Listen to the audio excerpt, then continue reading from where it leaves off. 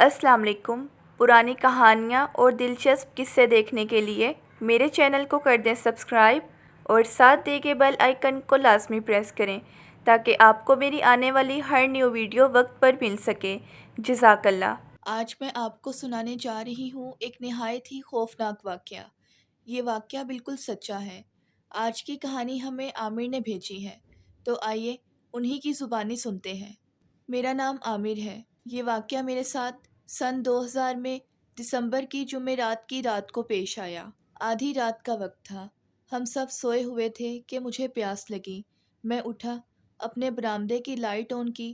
آگے میں نے صحن میں دیکھا کہ ایک لمبا موٹا تازہ بکرا ٹہل رہا ہے۔ عام بکروں سے کافی حد تک لمبا قد تھا اس کا، اور سینگ پیروں تک لٹک رہے تھے۔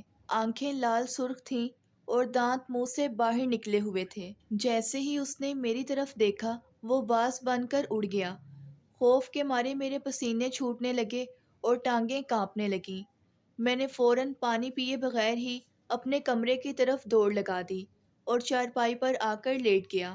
جب ہم صبح سو کر اٹھے تو کسی انسان کا سر ہمارے صحن میں پڑا تھا جس کا ماس غائب تھا۔ مجھے جب بھی یہ واقعہ یاد آتا ہے تو میں خوف کے مارے پسینے سے شرابور ہو جاتا ہوں۔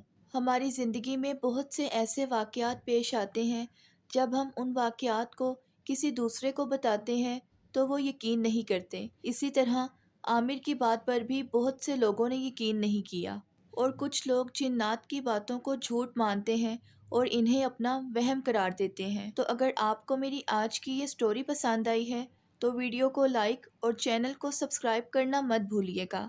ملتے ہیں نیکسٹ ویڈیو میں، تب تک کے لیے اللہ حافظ۔